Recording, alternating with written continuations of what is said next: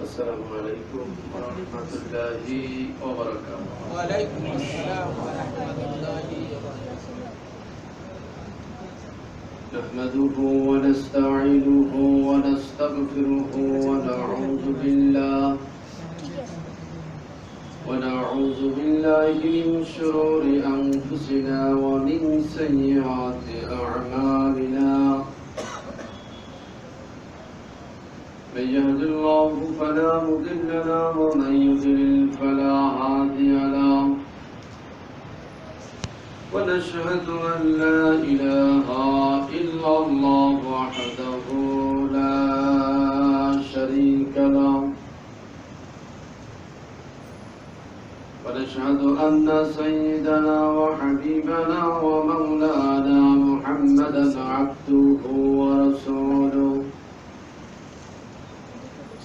الذي أرسله بالحق بشيرا ونذيرا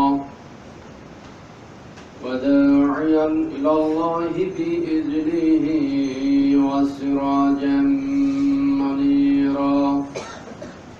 فقد قال الله تعالى في كلامه المجيد وفرقانه الحميد.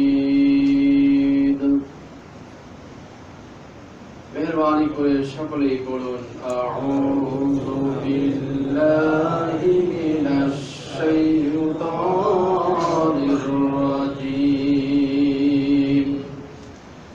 বিসমিল্লাহির রাহমানির রাহিম।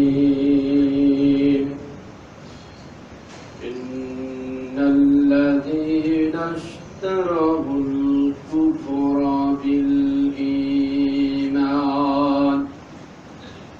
لن يضروا الله شيئا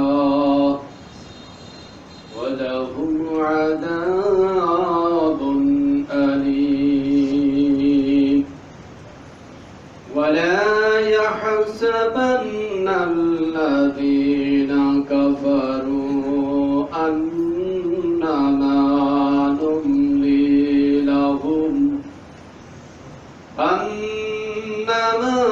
نملي لهم خير لأنفسهم إنما نملي لهم ليزدادوا إثما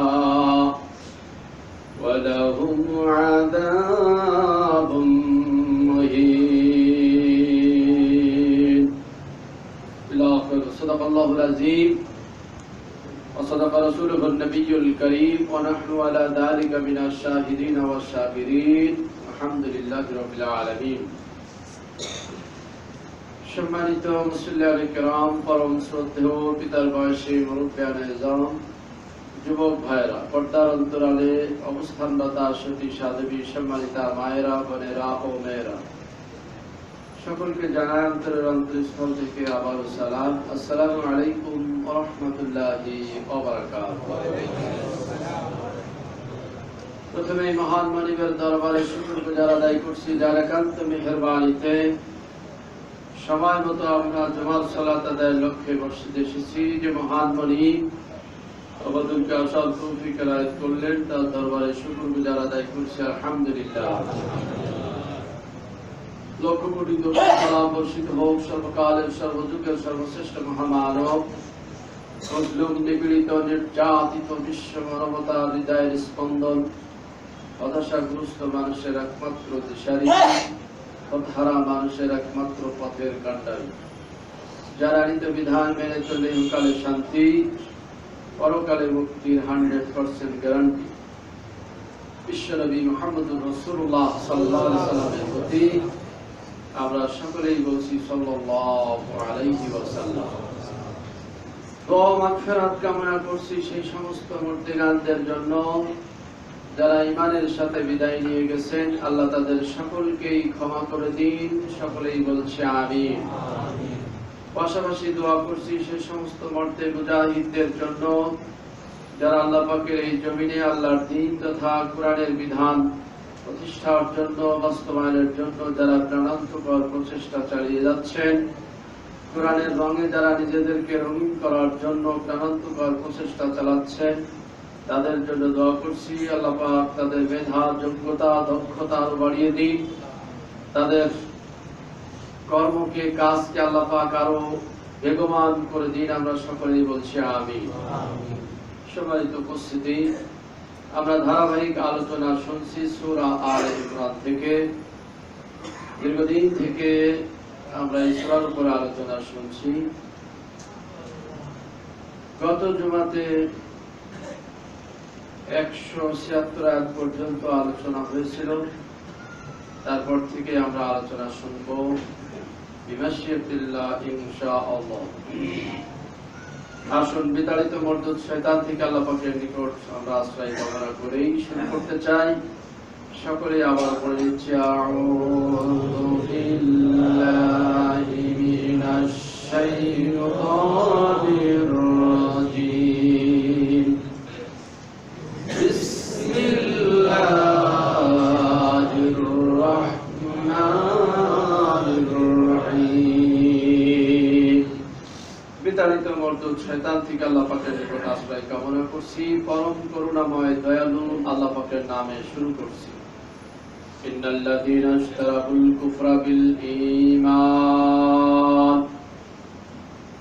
নিশ্চয় যারা ঈমানের বদলতে বা ঈমান ব্যতি রেখে যারা কুফরিকে ক্রয় করে নেয়, ঈমানকে বাদ দিয়ে কুফরের রাস্তাকে যারা ক্রয় করে নেয়,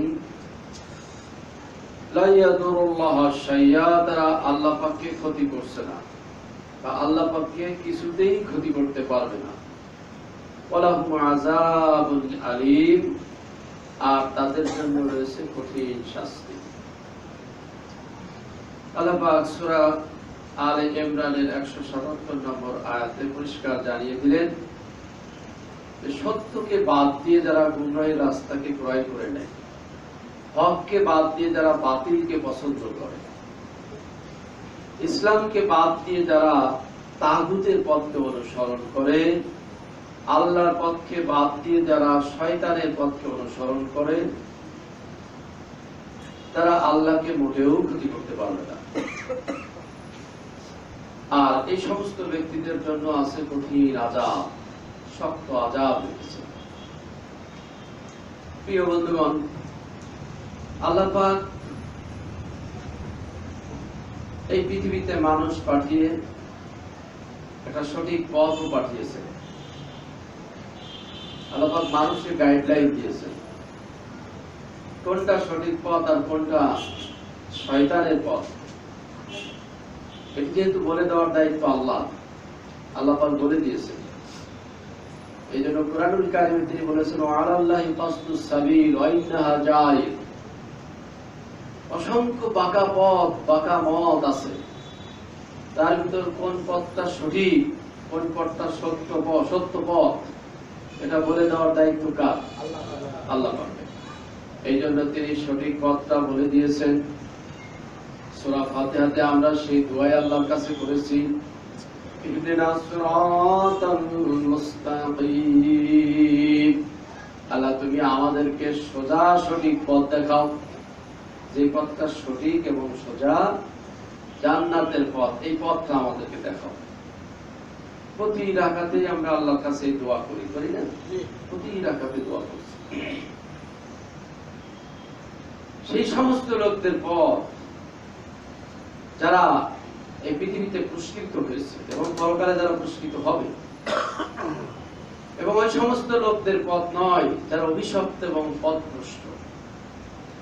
প্রত্যেক রাকাতে আমরা আল্লাহ পাকের নিকটে দোয়া করছি। তাহলে কোনটি সঠিক পথ? আল্লাহ পাক জানিয়ে দিলেন, যালিকাল কিতাব লা রাইবা ফীহি হুদাল লিল মুত্তাকিন। আল্লাহ পাক জানিয়ে দিলেন, ও আমার বান্দারা, প্রত্যেক রাকাতেই তোমরা আমার নিকট সঠিক পথ চাচ্ছ, সোজা পথ চাচ্ছ। কোনটা সোজা পথ, কোনটা সঠিক পথ, এটা বলে দেওয়ার দায়িত্ব আমি আল্লাহ। আল্লাহ পাক জানিয়ে দিলেন, যালিকাল কিতাব, এটি আমার কিতাব, লা রাইবা ফি, এই কিতাবে কোনো ধরনের সন্দেহের অবকাশ নাই। আর হুদাল লিল মুত্তাকিন, যারা আল্লাহ সচেতন মানুষ, যারা আল্লাহকে ভয় করে, এই কোরআন তাদের সঠিক গাইডলাইন দিবে। সুবহানাল্লাহ, সঠিক পথ দেখাবে।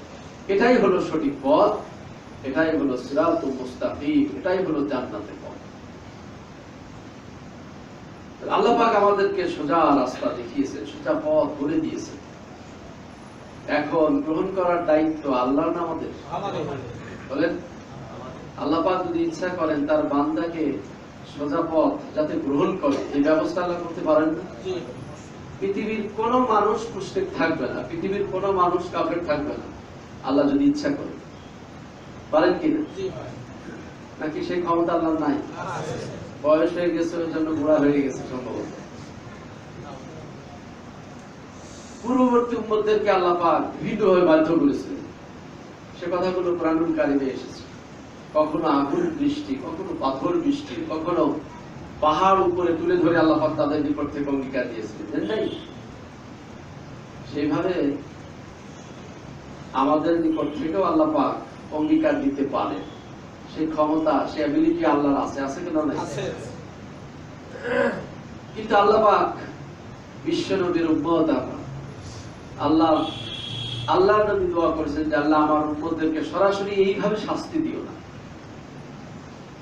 দাউদ আলাইহিস সালামের উম্মতেরা শুয়োর এবং বানর হয়ে গিয়েছিল, ঈসা আলাইহিস সালামের উম্মতদেরকে শাস্তি স্বরূপ আল্লাহ শুয়োর বানিয়ে দিয়েছিলেন। যারা বলেন ঠিক কিনা? সেই কথাগুলো কোরআনুল কারিমে আছে। আবার বিশ্বাস করেন না যে হয়তো ওই বানর থেকে বর্তমান বানরের জাত চালু হয়েছে। আল্লাহর নিয়ম হলো, আল্লাহর সুন্নাহ হলো, যখন আল্লাহর পক্ষ থেকে গজব আসে, আল্লাহর পক্ষ থেকে যখন কোন শাস্তি আসে, সেই শাস্তিটা 3 দিন স্থায়ী থাকে, অথবা 3 দিনের ভিতরে তারা পৃথিবী ছেড়ে চলে যায়, তাদের মৃত্যু হয়। এটা হলো আল্লাহ পাকের সুন্নাহ। দাউদ আলাইহিস সালামের উম্মত 3 দিনেই মারা গেছে। ঈসা আলাইহিস সালামের যে উম্মতের উপরে শাস্তি এসেছিল, 3 দিনের ভিতরেই তারা পৃথিবী থেকে বিদায়। এটা আল্লাহ পাকের নিয়ম, আল্লাহর সুন্নাহ। তাহলে আল্লাহ পাক ইচ্ছা করলে আমাদের দ্বারাও এই ধরনের ব্যবস্থা আল্লাহ করতে পারেন। পারেন কি? বাধ্য করতে পারেন। বান্দা তার রবের ইবাদত করবে, দাসত্ব করবে। এটা আল্লাহর সুন্নাহ না, আল্লাহর নীতি নয়। আল্লাহ পাক এখানে জানিয়ে দিলেন, কেউ যদি আল্লাহর রাস্তাটাকে বাদ দিয়ে অন্য রাস্তা গ্রহণ করে, আল্লাহর পথ বাদ দিয়ে কেউ যদি গুমরাহির পথকে ক্রয় করে নেয়, তাহলে সে আল্লাহকে মোটেও ক্ষতি করতে পারবে না। এটা ভাবার সুযোগ নাই যে আমরা ইসলাম কবুল করে 5 ওয়াক্ত সালাত আদায় করে ইসলামের অনুশাসনগুলো মেনে আল্লাহর কিছু ইজ্জত সম্মান বাড়িয়ে দিলাম। আল্লাহর ইজ্জত সম্মান কি বাড়বে? না। আল্লাহর যে ইজ্জত সম্মান শান আছে, পৃথিবীর সব মানুষ যদি কুফরি করে, তাহলে সেই ইজ্জত সম্মান শান একটু বাড়বেও না, একটু কমবেও না। ঠিক কিনা বলি? আল্লাহু হাইয়ুন কাইয়ুম, তিনি চিরস্থায়ী, চিরঞ্জীব। শুধু আল্লাহই চিরঞ্জীব এবং তিনি চিরস্থায়ী, আর বাকি সব ধ্বংসশীল, সকল কিছুই ধ্বংস হবে। কুল্লু মান আলাইহা ফান ওয়া ইয়াবকা ওয়াজহু রাব্বিকা যুল জালালি ওয়াল ইকরাম। আল্লাহ পাক বলেন যে সব কিছু ধ্বংস হবে, শুধুমাত্র আল্লাহর অস্তিত্বই টিকে থাকবে।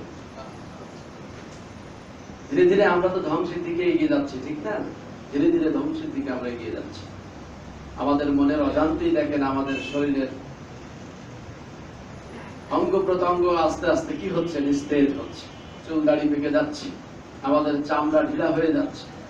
মনের অজান্তেই আমরা ধীরে ধীরে এই বার্ধক্যের দিকে এগিয়ে যাচ্ছি, ঠিক কিনা বলি? আমরা ধ্বংসশীল, ধ্বংস হব, শুধু আল্লাহর অস্তিত্বই টিকে থাকবে। আল্লাহ পাক এখানে জানিয়ে দিলেন যে যারা আল্লাহর রাস্তাকে বাদ দিয়ে, আল্লাহর পথকে বাদ দিয়ে, সঠিক পথকে বাদ দিয়ে যারা গুমরাহের পথকে পছন্দ করেছে, গুমরাহের পথকে বেছে নিয়েছে, তারা আল্লাহকে ক্ষতি করতে পারবে না। তারা নিজেরাই ক্ষতিগ্রস্ত, নিজেরাই তারা ক্ষতিগ্রস্ত হচ্ছে। দুনিয়াতেও তারা ক্ষতিগ্রস্ত, পরকালেও তারা জাহান্নামে যাবে। এই জন্য বুদ্ধিমানের কাজ হলো স্রষ্টার সামনে মাথা নত করা, স্রষ্টাকে মেনে নেওয়া, ঠিক কিনা বলুন? এটা হলো বুদ্ধিমানের কাজ। কারণ আমরা যাদের সামনে মাথা নত করি, যাদের কথা মেনে চলি, এরা আমাদের কোনো উপকার করতে পারে কি? এরা কোনো উপকার করতে পারে? এই জন্য আল্লাহ সূরা হজে বলেছেন, তোমরা যাদের দাসত্ব করো, তোমরা যাদের গোলামি করো, তারা তো একটা মাছিও বানাতে পারে না। এমনকি মাছি যদি তার থেকে কিছু রং অথবা কিছু খাবার যদি কেড়ে নেয়, মাছির মুখ থেকে কেড়ে নেওয়ার ক্ষমতাও তোমাদের নাই, আছে নাকি ভাইয়েরা? এই জন্য যিনি আমাদের স্রষ্টা, যিনি সৃষ্টি করেছেন, যিনি আমাদের রিজিক দিচ্ছেন, ইজ্জত সম্মান দিয়েছেন, পৃথিবীতে যিনি আমাদের অস্তিত্ব টিকিয়ে রেখেছেন, গোলামি হবে তার, দাসত্ব হবে সে আল্লাহ। জোরে বলুন ঠিক কিনা? আল্লাহ আমাদের সকলকে তৌফিক দান করুন, আমরা যাতে শুধু তারই দাসত্ব করতে পারি, তার পথ সঠিক পথ, এই পথকেই যাতে আমরা বেছে নিতে পারি। আমরা সকলেই বলছি আমিন। এরপর আল্লাহ পাক কি বলেন? ওয়ালা ইয়াহসাবান্নাল্লাযীনা কাফারু আন্নামা নুমলি লাহুম খায়রুল লিআনফুসিহিম ইন্নামা নুমলি লাহুম লিয়াজদাদু ইসমা ওয়া লাহুম আযাবুম মুহিন। কাফেররা যাতে মনে না করে যে আমি তাদেরকে সুযোগ দিচ্ছি, ছাড় দিচ্ছি, এটা তাদের জন্য কল্যাণকর, এটা যাতে তারা না ভাবে। ইন্নামা নুমলি লাহুম লিয়াজদাদু ইসমা, আমি তাদেরকে সুযোগ করে দিচ্ছি বা ছাড় দিয়েছি, ঢিল দিয়েছি, যাতে তারা তাদের পাপ আরো বৃদ্ধি করতে পারে, তাদের পাপ যাতে আরো বর্ধিত হয়। ওয়ালাহুম আযাবুম মুহিন, আর তাদের জন্য আছে কঠিন আযাব, কঠিন শাস্তি। তাহলে আল্লাহ পাক এত পরিষ্কার করে জানিয়ে দিলেন যে কাফেরদেরকে যে আমি ছাড় দিয়েছি, তাদের একটু ঢিল দিয়েছি, এটা ভাবার অবকাশ নাই যে এতে তাদের লাভ হচ্ছে, এতে তাদের লাভ হচ্ছে, এটা ভাবার অবকাশ নেই। বরং আমি তাদের পাপ কাজ আরো যাতে বৃদ্ধি হয়, পাপের দিকে যাতে তারা আরো বেশি নিবজ্জিত হয়, এদের সুযোগ দিচ্ছি, ঢিল দিচ্ছি। তাহলে আল্লাহ পাক কাফেরদেরকে একটু ছাড় দিয়েছেন, সুযোগ দিয়েছেন। তাফসীরে বলা হয়েছে এই সুযোগ দেওয়ার কারণ হলো যাতে তারা উপলব্ধি করতে পারে, যাতে তারা আল্লাহর দিকে ফিরে আসতে পারে। এই জন্য আমি তাদেরকে সুযোগ দিয়েছি। অথবা এটাও হতে পারে যে দুনিয়াতে তাদের তো কিছু ভালো কর্ম থাকে, ভালো কিছু কাজ থাকে, থাকে কিনা বলুন? কিছু ভালো কাজ থাকে। আল্লাহ পাক জানিয়ে দিচ্ছেন পরকালে যেহেতু তাদের কোনো প্রতিদান নাই, এজন্য তাদের প্রতিদানটা পৃথিবীতেই দিয়ে শেষ করব। আল্লাহ পৃথিবীতেই তাদের প্রতিদানটা দিয়ে শেষ করতে চান। এই জন্য কাফেরদেরকে কিছু একটু সুযোগ সুবিধা বেশি দেওয়া হয়, ঠিক কিনা বলুন? সুযোগ সুবিধা বেশি পায়। এই জন্য তারা মনে করে আমরা তো ভালোই আছি, আমরাই সঠিক পথে আছি। ওই বললাম সেরা যা বলে এগুলো ঠিক নয়, আমরাই সঠিক পথে আছি। তাছাড়া আমরা এত গাড়ি বাড়ি, ব্যাংক ব্যালেন্স, এত সুযোগ সুবিধা আমরা পাচ্ছি, ঠিক না? আল্লাহ পাক এই আয়াতে জানিয়ে দিলেন না না না, আমি তাদের যে সুযোগ দিয়েছি এটা তাদের জন্য কল্যাণকর নয়। এর কারণ হলো তারা যাতে পাপের ভিতরে আরো ভালোভাবে নিমজ্জিত হতে পারে, আরো বেশি করে যাতে পাপ করতে পারে, তাদের পাপের পাল্লাটা যাতে আরো ভারী হয়, এই জন্য আমি তাদেরকে সুযোগ দিয়েছি। আল্লাহ পাক কুরআনুল কারীমে আর এক জায়গায় বলছেন এই সুযোগ দেওয়ার কারণ হলো আল্লাহ পাক বলছেন ধীরে ধীরে আমি তাদেরকে ধ্বংসের দিকে নিয়ে যেতে চাই, যাতে তারা বুঝতেও না পারে। সূরা আরাফে আল্লাহ পাক পরিষ্কার করে জানিয়ে দিলেন الذين كذبوا بآياتنا سنستدرجهم من حيث لا يعلمون। আল্লাহ পাক বলছেন কাফেরদেরকে সুযোগ দেওয়ার কারণ হলো আমি তাদেরকে সুযোগ দিয়েছি যাতে তারা ধীরে ধীরে ধ্বংসের দিকে তারা যাতে এগিয়ে যেতে পারে, ধ্বংসের দিকে যাতে তারা ধীরে ধীরে এগিয়ে যেতে পারে, এই জন্য তাদেরকে সুযোগ দিতে হবে। তারা বুঝতেও পারে না কখন তাদের ধ্বংস এসে যাবে। তারা দুনিয়ার আমোদ প্রমোদ নাজ নিয়ামতে তারা পাগল হয়ে থাকে, বিভোর হয়ে থাকে, হঠাৎ করে তাদের উপর আল্লাহর গজব আসে, ঠিক কিনা বলুন? একটা ভালো মানুষ, সুস্থ মানুষ, খুব ভালো আছে, দুনিয়াতে যা খুশি তাই করছে, হঠাৎ করে হার্ট অ্যাটাক হয় কিনা বলুন? আল্লাহ পাক বলছেন যে আমি তাদেরকে ধীরে ধীরে ধ্বংসের দিকে নিয়ে আসবো। কুরআনুল কারীম আল্লাহ পাক বললেন, কুল মা ইয়াবাউ বিকুম রাব্বি লাউলা দুআউকুম ফাকাদ কাযাবতুম ফাসাওফা ইয়াকুনু লিযামা। আমি তাদেরকে ছাড় দিয়েছি, তাদেরকে সুযোগ দিয়েছি, তারা যাতে এটা না ভাবে যে তাদেরকে আমি বেশি সুযোগ সুবিধা দিয়েছি এটা তাদের জন্য কল্যাণকর। আল্লাহ পাক বলছেন যে তোমরা তোমাদের রবকে ডাকো আর না ডাকো তার কিছুই যায় আসে না। তোমরা এইভাবে যখন চলতে থাকো, চলতে চলতে আকস্মিক ভাবে তোমাদের উপরে বিপদ আসে, এমন ভাবে আমি বিপদ পাঠাই যা থেকে পরিত্রাণ পাওয়ার তোমাদের আর কোনো সুযোগ থাকে না। আল্লাহ পাক বলছেন এইভাবে আমি গজব পাঠাই, তার থেকে বাঁচার সুযোগটাও তোমাদের থাকে না। এখানে সেই কথা বললেন যে কাফেররা যাতে ধারণা না করে যে আমি তাদেরকে সুযোগ দিচ্ছি এটা তাদের জন্য কল্যাণকর। সূরা যুকরুফে আল্লাহ পাক পরিষ্কার করে বলেছেন এই কাফেরদের আমি আরো সুযোগ সুবিধা বেশি দিতাম, আরো বেশি সুযোগ সুবিধা দিতে পারতাম, কিন্তু পৃথিবীর সব মানুষ কাফের হয়ে যাবে এই আশঙ্কা যদি না থাকতো তাহলে আমি তাদের বাড়ি ঘর সোনা রূপা দিয়ে মরিয়ে দিতাম। তাদের বাড়ি হতো সোনা, তাদের ছাদ হতো সোনার ছাদ, রূপার ছাদ, তাদের সিঁড়ি হতো সোনা। এখন এই অবস্থা যদি হয় তো কাফেররা তখন মনে করবে যে কাফের হয় তো ভালো, কাফের হলে কত সুযোগ সুবিধা পাওয়া যাচ্ছে, বাড়ি ঘর সোনার রূপার হয়ে যাচ্ছে, পৃথিবীর সব মানুষ তখন কি হবে? কাফের হয়ে যাবে। এই আশঙ্কা যদি না থাকতো তাহলে আমি তাদের সুযোগ সুবিধা আরো বেশি দিতাম। প্রিয় বন্ধুগণ, তাহলে এই যে কাফেরদেরকে আল্লাহ পাক সুযোগ সুবিধা দিচ্ছেন যার কারণে তারা বাদরামি আরো বেশি করছে, ঠিক না? আরো বেশি বদমাইশি করছে, আরো বেশি উদ্ধত হয়ে যাচ্ছে, আরো বেশি সীমালঙ্ঘন তারা করছে। আল্লাহ পাক বলছেন যে আমি হঠাৎ করে তাদেরকে ধরবো, তারা আর বেকাসার সুযোগ পাবে না। তাহলে যারা কুফরি করছে, আল্লাহর আইন যারা অমান্য করছে, আল্লাহর আইনের সাথে যারা বিরোধিতা করছে, তাদের একটু ভাবা উচিত, একটু চিন্তা করা উচিত। আপনাদের লাইফটা কিন্তু ধীরে ধীরে ধ্বংসের দিকে যাচ্ছে। কোন দিকে যাচ্ছে? ধ্বংসের দিকে যাচ্ছে। এই জন্য এখনো সময় আছে, এখনো সুযোগ আছে, বেকার সুযোগ আছে, আছে না নাই? ফিরে আসার সুযোগ আছে। এই জন্য আসুন আমরা ফিরে আসি, তাআলাউ ইলা কালিমাতিল্লাহ, আল্লাহ কালেমার দিকে ফিরে আসি, আল্লাহ বিধানের দিকে ফিরে আসি। এই বিধানের ভিতরে এই মুক্তি, এই বিধানে আছে শান্তি, ঠিক না বলুন? এরপরে আয়াতে আল্লাহ পাক কি বললেন?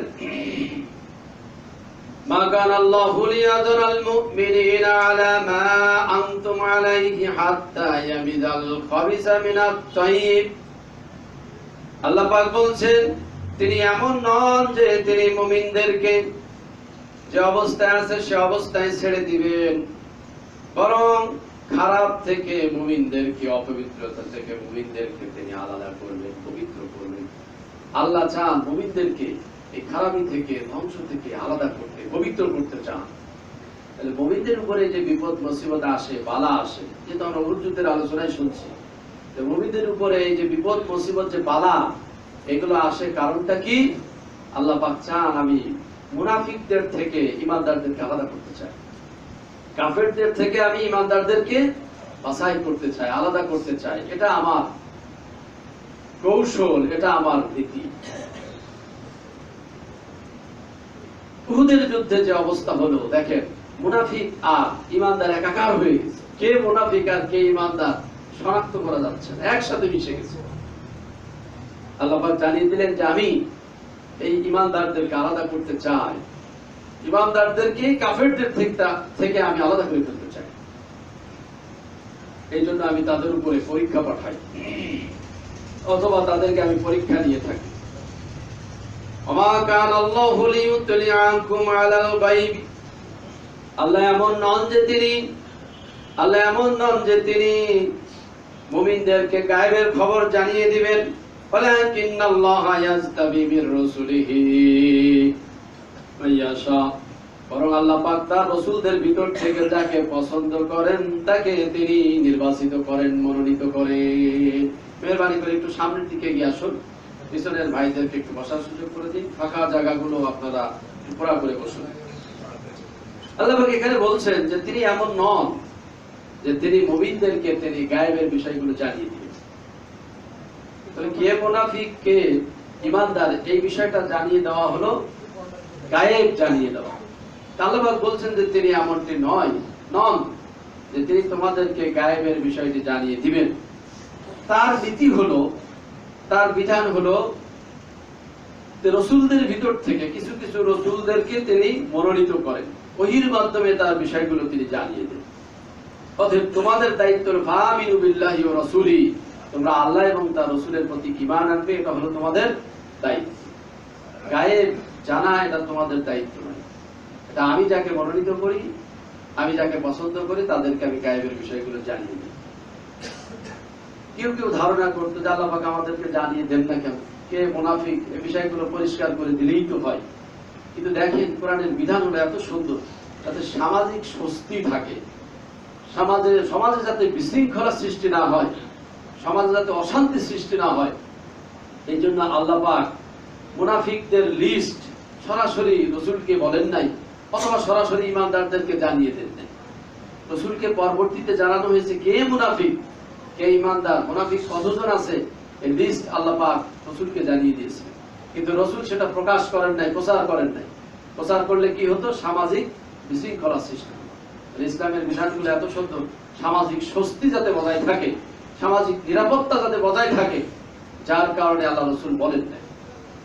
আমার ভাইরা, হুযায়ফা রাদিয়াল্লাহু তাআলা আনহু আল্লাহ রাসূলের সাথে একই চাদরের ভিতরে তিনি ঘুমিয়েছিলেন। হুযায়ফা রাদিয়াল্লাহু তাআলা আনহুকে আল্লাহর নবী মুনাফিকদের লিস্ট বলেছিলেন, ঈমানদারদের ভিতরে কারা কারা মুনাফিক মিশে আছে, ঈমানদারদের সাথে কারা কারা বলেছিলেন। আল্লাহ রাসূল যখন ইন্তেকাল করলেন, ওমর রাদিয়াল্লাহু তাআলা আনহু ডেকে বললেন, ও হুযায়ফা, আল্লাহ রাসূল যেহেতু বলেন না আমাদের নিকটে গোপন করেছেন, আমিও তোমার নিকট জিজ্ঞাসা করব না কে কে মুনাফিক, তবে দেখো ওই মুনাফিকের লিস্টের ভিতরে আমার নাম আছে নাকি। আমিরুল মুমিনিন, যাকে দেখলে শয়তান ভয় পায়, তার নাম শুনলে শয়তান ভয় পেত। আল্লাহ পাক তার সিদ্ধান্তকে সমর্থন করে 5টি আয়াত নাযিল করেছেন। ওমর ফারুক মনে মনে চিন্তা করতেন এবং ভয় করতেন, না জানি আমি মুনাফিক হয়ে গেছি, মুনাফিকের তালিকার ভিতরে আমার নাম আছে কিনা আমি জানি না। হুযায়ফা বললেন, ইয়া আমিরাল মুমিনিন, আপনি তো জান্নাতি সাহাবী, আল্লাহর নবী যে 10 জনের ব্যাপারে জান্নাতের সুসংবাদ দিয়েছেন, আপনি তো তার ভিতরে একজন, আপনার নাম কি মুনাফিকের লিস্টে থাকতে পারে? আল্লাহ পাক মুনাফিকদের লিস্ট প্রচার করতে নিষেধ করেছেন, কারণ হলো সামাজিক যাতে বিশৃঙ্খলা সৃষ্টি না হয়, সামাজিক স্বস্তি যাতে বজায় থাকে, শান্তি বজায় রাখার জন্য ফিতনা সৃষ্টি করা যাবে না, ঠিক কিনা বলুন? এই জন্য আল্লাহ পাক জানিয়ে দিলেন, আল ফিতনাতু আশাদ্দু মিনাল কতল, সমাজে ফিতনা সৃষ্টি করা, সমাজে বিশৃঙ্খলা সৃষ্টি করা, এটা হলো হত্যার থেকেও জঘন্যতম অপরাধ। ফিতনা সৃষ্টি করা যাবে না। আল্লাহর আইন কত সুন্দর দেখুন, একজন মানুষ, একজন যুবক যুবতী ব্যভিচার করেছে, যদি 4 জন সাক্ষী না থাকে তাহলে এটা প্রচার করা যাবে না। জোরে বলুন ঠিক কিনা? প্রচার করা যাবে না। তার অর্থ হলো ব্যভিচার যখন একবারে ঘরে ঘরে ছড়িয়ে পড়বে এবং এই বেহায়াপনা এমন ভাবে সমাজে ছড়িয়ে পড়বে যে মানুষ 4 জন একসাথে দেখতে পারবে, তার অর্থ হলো যে একবারে সমাজ অশ্লীলতা ছড়িয়ে পড়া, মানুষ এমন বেহায়া হবে যে মানুষের সামনেই ব্যভিচার করবে, প্রকাশ্যে দিবালোকে যখন ব্যভিচার হবে তখনই মাত্র 4 জন সাক্ষী হতে পারে। যারা বলে ঠিক কিনা? আল্লাহ পাকের বিধানটা কত সুন্দর। কেউ যদি গোপনে ব্যভিচার করে, আল্লাহ পাক তার বিধান বাস্তবায়ন করতে নিষেধ করেছেন। যদি সে সরাসরি স্বীকৃতি না দেয় তাহলে তার হক কায়েম করা যাবে না, কারণ সামাজিক বিশৃঙ্খলা সৃষ্টি হবে। এই জন্য ইসলাম এতটা সুযোগ দিয়েছে যে যখন একবারে প্রকাশ্য দিবালোকে মানুষে অপকর্ম করবে, 4 জন সাক্ষী থাকবে, তখনই তার হক কায়েম করতে হবে। ও ভাইরা, 2 জন ব্যভিচার করলো, কেউ দেখলো না, ইসলামের বিধান হলো তার শাস্তি সামাজিক ভাবে, রাষ্ট্রীয় ভাবে তার শাস্তি হবে না, আল্লাহ তাকে সুযোগ দিয়েছেন, হয়তো সে তওবা করতে পারে, নচেৎ তার শাস্তি পরকালে হবে। ঠিক কিনা বলুন? মাইন্ড করবেন না কথার কথা। কেউ যদি তার স্ত্রীকে দেখে অপকর্ম করতে, স্ত্রীকে যদি অপকর্ম করতে দেখে, সেও বলতে পারবে, সেও প্রচার করতে পারবে না, তাহলে তাকেও 100 বেত্রাঘাত খেতে হবে। ঠিক কিনা বলুন? আর যদি সে বলেই থাকে, নিশ্চিত ভাবে যদি সে বলে থাকে আদালতে, হ্যাঁ সে ব্যভিচারী, তাহলে দেখেন ইসলামের বিধান, লেয়ানের বিধান তার উপর বাস্তবায়ন হবে। 4 বার সে বলবে আমি সত্যবাদী, আমার স্ত্রী মিথ্যাবাদী, সে অপরাধী। আল্লাহর কসম করে 4 বার বলবে যে সে অপরাধী, সে অপরাধী, সে অপরাধী, আমি সত্যবাদী। 5ম বার বলবে আমি যদি মিথ্যাবাদী হয়ে থাকি তাহলে আমার উপর আল্লাহ লানত। ইসলামের বিধান হলো সেই স্ত্রী তার জন্য চিরতরে হারাম হয়ে যাবে, তালাক হয়ে যাবে, সে আর নিজের ঘরে রাখতে পারবে না। এত শক্ত বিধান ইসলাম কেন দিয়েছে? যাতে সামাজিক স্বস্তি বজায় থাকে, নিরাপত্তা, সমাজে যাতে বিশৃঙ্খলা ছড়িয়ে না পড়ে, পারিবারিক শান্তি স্বস্তি যাতে থাকে।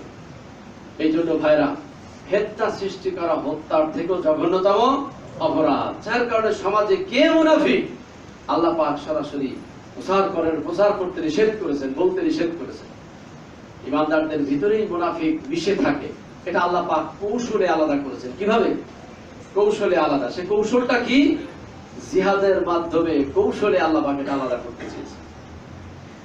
কারণ হলো মুমিন যারা জিহাদের ময়দানে তারা দৃঢ়তার সাথে যুদ্ধ করবে, আল্লাহর জন্যই তারা যুদ্ধ করে। ঠিক কিনা বলুন? আর মুনাফিকরা যুদ্ধ করে কিছু সুযোগ সুবিধা পাওয়ার জন্য, কিছু গনিমত সুযোগ সুবিধা পাওয়ার জন্য তারা যুদ্ধ করে। যখন দেখবে বিপদ, মুনাফিকরা আলাদা হয়ে যাবে। ঠিক কিনা বলুন? মুনাফিকরা আলাদা। এই জন্য যুদ্ধই হলো একমাত্র পথ, একমাত্র রাস্তা। এই মুনাফিক আর মুমিন আলাদা করার একমাত্র রাস্তা কি? জিহাদই হলো একমাত্র রাস্তা। মুমিন আল্লাহর পথে জিহাদ করবে, আর মুনাফিক নিজের জন্য, স্বার্থের জন্য তাগুতের পথে তারা জিহাদ করে। আরে এই মুনাফিকরা দেখেন কত তারা ষড়যন্ত্র করেছে। বদরের যুদ্ধে এই মুনাফিকরা ষড়যন্ত্র করেছে। বদরের যুদ্ধে যদিও আব্দুল্লাহ বিন উবাই ছিল, অংশগ্রহণ করেছিল, কিন্তু ভিতরে ভিতরে সে চাইতো যে মুহাম্মদ নিহত হোক। মুহাম্মদ নিহত হলেই তো আমি মদিনার যেতাম। মদিনাতে আব্দুল্লাহ বিন উবাইয়ের জন্য তাজ নির্মাণ করা হয়েছে। মদিনার বাদশা হবে সে, মদিনার সে রাষ্ট্রপ্রধান হবে। কিন্তু যখন দেখলো আওস খাজরাজরা যখন সংবাদ পেয়ে গেল, আল্লাহ রসুলের সংবাদ পেল, হজ করতে এসে আল্লাহ রসুলের সাথে সাক্ষাৎ হয়ে গেল। ইহুদিদের নিকট থেকে তাদের আগেই তারা জানতো বা জানা ছিল যে মুহাম্মদ তার বৈশিষ্ট্য হবে সে হাদিয়া গ্রহণ করবেন, যাকাতের মাল গ্রহণ করবেন না, এটা তাদের জানা ছিল। এবং তার 2 কাঁধে একটু মোহরে নবুয়ত থাকবে, এটাও তারা জানতো। এবং ইহুদিরা প্রচার করতো, যখন আউস খাজরাজের সাথে তাদের গ্যাঞ্জাম হতো, গন্ডগোল হতো, তারা বলতো দেখে নিব তোমাদের শেষ নবী যখন আসবে, তার নেতৃত্বে তোমাদের হত্যা করে আমরাই হব মদিনার বাদশাহ, আমরাই হব মানে সর্বে সর্বা। যার কারণে আউস খাজরাজ তারা জানতো, শেষ নবীর সংবাদ তাদের জানা ছিল। যখন হজ করতে আসলো, আল্লাহ রাসূল তাদেরকে কোরআন তেলাওয়াত করে করে শোনাতে লাগলেন। তারা সত্যের সন্ধান পেয়ে গেল। প্রথম বছরে আকাবার শপথ হলো, মাত্র 6 জনের সাথে শপথ হলো। 6 জনের সাথে কি হলো? শপথ হলো। রাতের গভীরে ওই যে সুড়ঙ্গ পথ, রাতের গভীরে যখন সাহাবীরা অথবা হাজী সাহেবরা ঘুমন্ত অবস্থায় আছেন, ঘুমন্ত অবস্থায় সকলের চোখকে ফাঁকি দিয়ে আল্লাহর নবী এই সুড়ঙ্গ পথে গিয়ে মদিনার আউস খাজরাজ গোত্রের নেতাদের সাথে সাক্ষাৎ করলেন, তাদের সাথে বৈঠক হলো। আল্লাহ রাসূলের কাছে তারা জানতে চাইলেন ইহুদিদের নিকট থেকে যে বিষয়গুলো তাদের জানা ছিল। আল্লাহ রাসূলকে যখন প্রশ্ন করলেন, রাসূল জবাব দিয়ে দিলেন। তাদের বিশ্বাসের বিনান হলো, তারা ঈমান কবুল করলেন। 6 জন প্রথম বছরে। দ্বিতীয় বছরে এই আউস খাজরাজের নেতারা মদিনায় ফিরে যে ইহুদি বড় বড় আলেমদের নিকট থেকে আল্লাহ রাসূলের কিছু বৈশিষ্ট্য তারা আরো ভালোভাবে জেনে নিলেন। পরের বছরে যখন আসলেন, রাসূলের সাথে সাক্ষাৎ হলো। এই রাতের বেলা এই সুড়ঙ্গ পথে আল্লাহর নবীর সাথে আবার তারা সাক্ষাৎ করলেন। বেশ কিছু বিষয় তারা যখন সমাধান পেয়ে গেলেন, তাদের মনের ভিতরে যে সন্দেহ ছিল সব দূর হয়ে গেল। 12 জন ইসলাম কবুল করলেন। কতজন? 12 জন। এরপরে তারা মদিনায় যেয়ে দাওয়াতি কাজ শুরু করে দিলেন। মদিনাতে একটা সাড়া পড়ে গেল এবং তারা মনে মনে করেছিলেন যে ইহুদিদের আগে আমরা ইসলাম কবুল করবো, দেখি ইহুদিরা কেমনে আল্লাহ রাসূলের সাক্ষাৎ পায় এবং তারা কিভাবে তারা মদিনার নেতৃত্ব নেয়। এটা ছিল তাদের মনের একটা আকাঙ্ক্ষা।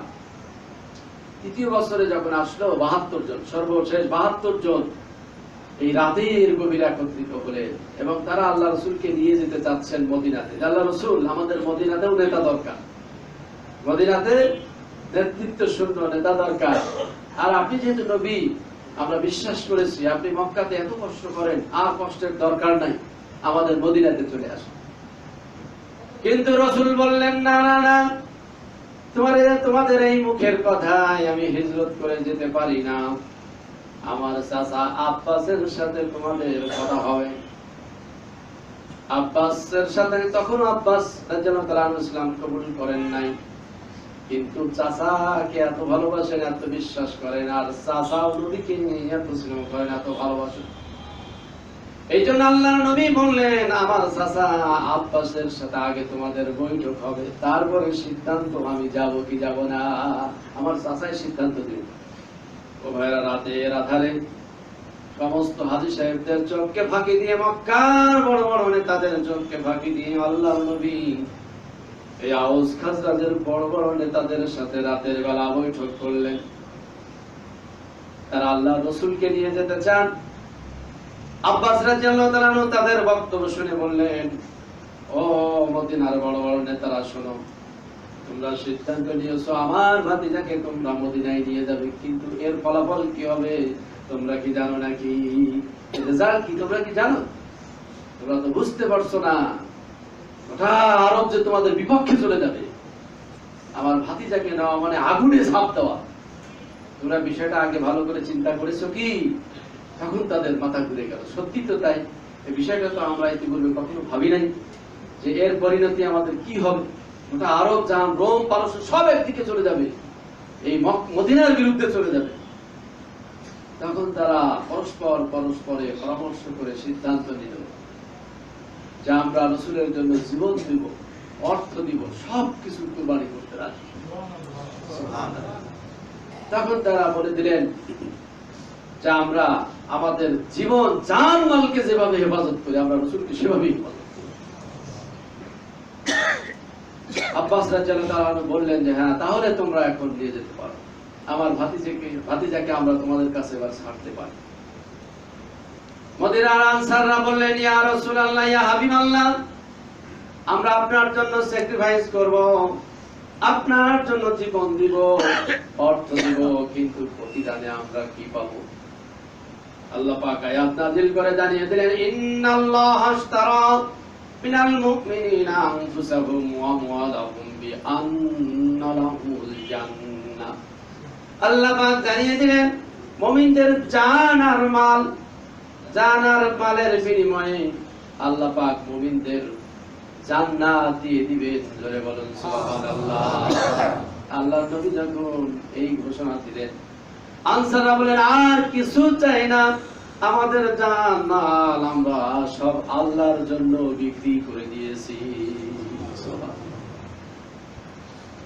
প্রিয় বন্ধুগণ, এই যে আল্লাহ রাসূল মদিনায় গেলেন, এরপর থেকেই যে কথা বলার জন্য এত দূর আসলাম তা হলো, এই যে আব্দুল্লাহ বিন উবাই, তার সমস্ত আশা ভঙ্গ হয়ে গেল। আল্লাহ রাসূল চলে গেলেন মদিনাতে, তিনি হলেন রাষ্ট্রপ্রধান। এই আব্দুল্লাহ বিন উবাই, তার সমস্ত আশা নষ্ট হয়ে গেল। সে তো রাষ্ট্রপতি হতো, মদিনার নেতা হতো, তার জন্য মাথার মুকুট ও তাজ বানিয়ে রেখেছে, সোনার তাজ। সে চিন্তা করে দেখলো, এখন যদি আমি মুহাম্মদের সাথে বিরোধিতা করি তাহলে আমি মদিনায় টিকতে পারবো না। একে তো নেতৃত্ব হারালাম, এরপরে আমার মদিনায় টিকে থাকাও দায়ী হয়ে যাবে। এই জন্য সে সিদ্ধান্ত নিল যে আমি ইসলাম কবুল করব। ইসলাম কবুল করলো, মুসলমানদের সাথে মিশে থাকলো এবং আল্লাহ রাসূলের সাথে সাথেই সে থাকলো।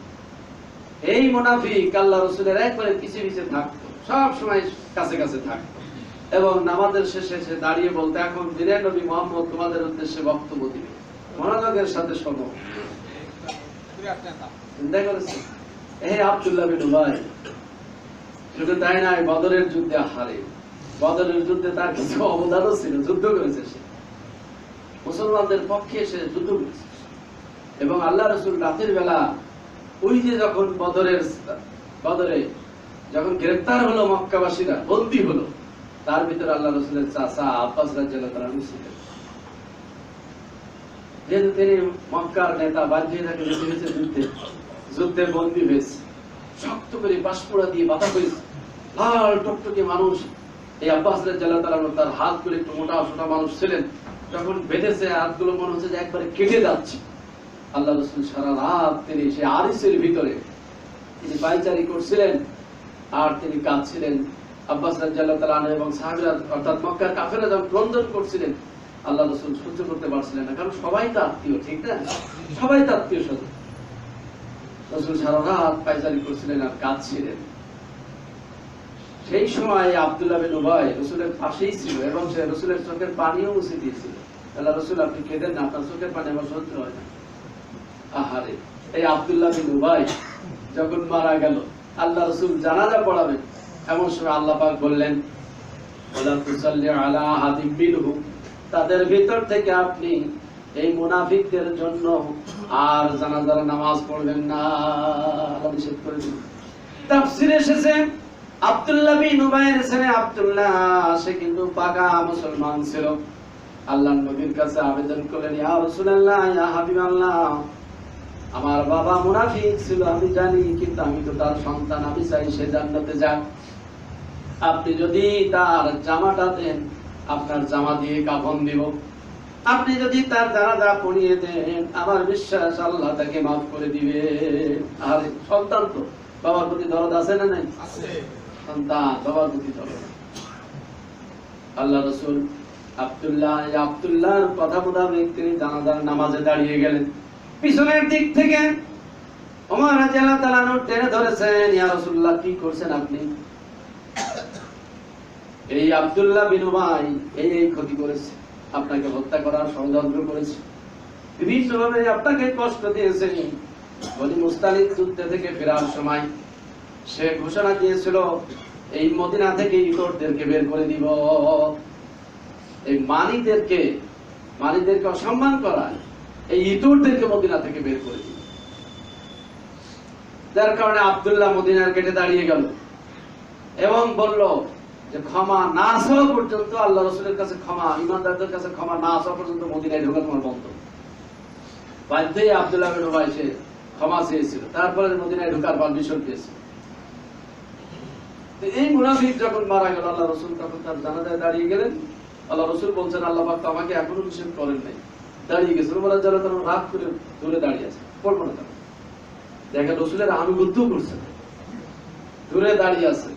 এমন সময় আয়াত নাযিল আল্লাহ জানিয়ে দিলেন, ওয়ালা তুসাল্লি আলা আহাদিন মিনহুম, রাসূল সরেন, জানাজা পড়তে পারবেন না, এই মুনাফিকের জানাজা আপনি পড়তে পারবেন না, সরে যান।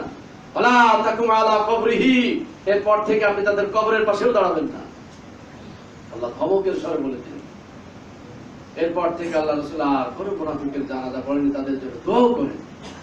কি বলতে যাচ্ছি, যেই আব্দুল্লাহ বিন উবাই দেখেন রাসূলকে হত্যা করার জন্য সে মসজিদে জেরা, অভিশপ্ত মসজিদ, তাবুকের যুদ্ধে আল্লাহ রাসূল তখন যুদ্ধের প্রস্তুতি নিয়ে ব্যস্ত, আর এরা মসজিদ তৈরি করে, এদের আলাদা সেই মন্ত্রণালয় তৈরি করে রাসূলকে এসে বারবার পিড়াপিড়ি করছে, ইয়া রাসূলুল্লাহ, আপনি একটু উদ্বোধন করে দেন আমাদের মসজিদটা, আপনার বরকতি, আপনি যদি বরকতি হাত দিয়ে দোয়া করেন, বরকতি পা এখানে যদি রাখেন, তাহলে আমরা একটু ধন্য হব। আল্লাহ রাসূল বললেন যে আমি এখন পারবো না, কারণ যুদ্ধের প্রস্তুতি নিয়ে আমি ব্যস্ত আছি। রাসূল গেলেন না। তাবুকের যুদ্ধ থেকে যখন ফিরছিলেন, এই মুনাফিক ষড়যন্ত্র করলো যে মারা তো গেল না কোনোভাবেই, তো তাবুকের যুদ্ধে আমরা বিশ্বাস করেছিলাম যে রোমানদের হাতে মারা যাবে, কিন্তু মারা যায় নাই। শেষ পর্যন্ত মুনাফিকরা রাস্তাতেই বারবার আল্লাহ রাসূলকে হত্যা করার ষড়যন্ত্র করেছে। আল্লাহ পাক ফেরেশতাদের মাধ্যমে রাসূলকে হেফাজত করেছে।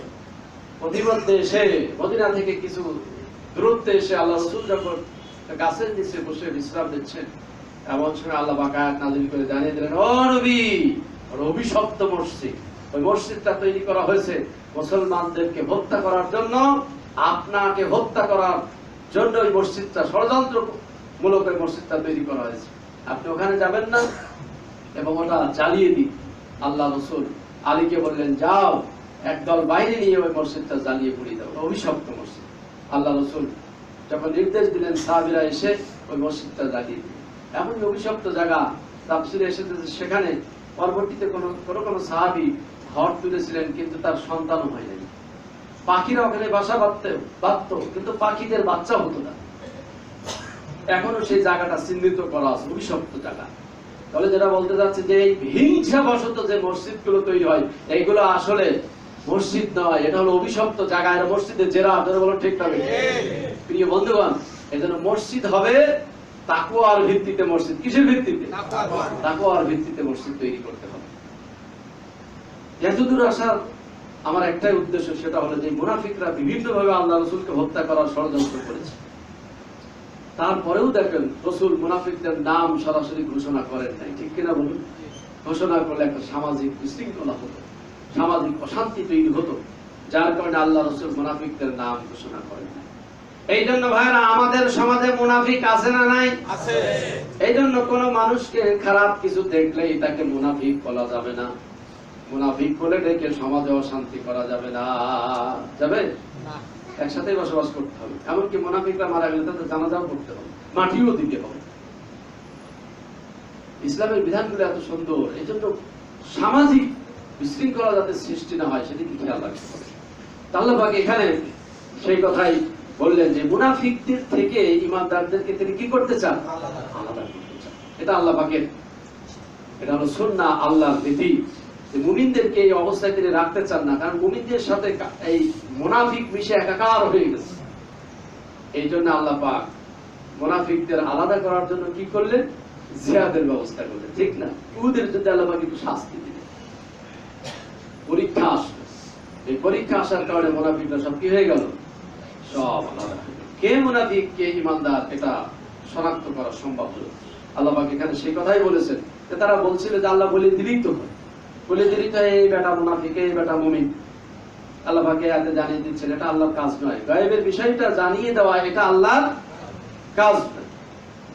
তার বান্দাদের ভিতর থেকে তিনি যাকে পছন্দ করেন, যাকে মনোনীত করেন, তাকে শুধু ওহির মাধ্যমে বিষয়গুলো জানিয়ে দেন। তাহলে ঈমানদারদের কাজ কি? আল্লাহ পাক বলেন ঈমানদারদের কাজ হলো ফাআমিনু বিল্লাহি ওয়া রাসূলিহি। ঈমানদারদের কাজ হলো আল্লাহ পাক যে বিষয়ের প্রতি ঈমান আনতে বলেছেন ঈমান আনা, ঠিক কিনা বলো? রাসূলদের বিষয়গুলো বলতে সাথে সাথে মেনে নাও, বিশ্বাস করা, এটা হলো ঈমানদারদের কাজ। তাহলে আমাদের কাজ হলো আল্লাহ এবং রাসূলের কথাগুলো অকপটে স্বীকার করা এবং আনুগত্য করা। ধরে বলুন ঠিক না? কোনো প্রশ্ন নাই, কোনো প্রশ্ন করা চলবে না আল্লাহ এবং রাসূলের ব্যাপারে। আল্লাহ এবং রাসূলদের সিদ্ধান্ত দিয়েছেন, সে ব্যাপারে আর কোনো আপত্তি নাই, প্রশ্নও নাই। ধরে বলুন ঠিক না? তাহলে আমাদের কাজ হবে ঈমান আনা, বিশ্বাস করা। এরপর আল্লাহ পাক কি বলছেন? আইন তুমিনু ওয়া তাত্তাকু ফালাকুম আজরুন আযীম। যদি তোমরা ঈমান এনে থাকো, ওয়া তাত্তাকু এবং আল্লাহ সচেতন হয়ে থাকো, ফালাকুম আজরুন আযীম, তাহলে তোমাদের জন্য মহা প্রতিদান অপেক্ষা করছে। মহা প্রতিদান তোমাদের জন্য আমি রেখেছি। যদি ঈমান আনো এবং আল্লাহ সচেতন হও, তাহলে ঈমান আনতে হবে এবং আল্লাহর ব্যাপারে সচেতন, তাকওয়া, মুত্তাকি হতে হবে। মুত্তাকি হতে হবে। যে যত মুত্তাকি হবে সে আল্লাহর ব্যাপারে তত ভয় করবে এবং আল্লাহর ব্যাপারে, আল্লাহর হুকুম পালনের ব্যাপারে সে তত সচেতন হবে, উদ্গ্রীব হবে, ঠিক কিনা বলুন? এই জন্য মুত্তাকি হতে হবে। আর মুত্তাকি হওয়ার মাধ্যম কি এর আগে তো আমরা আলোচনা করেছি যে মুত্তাকি কেমনে হওয়া যায়।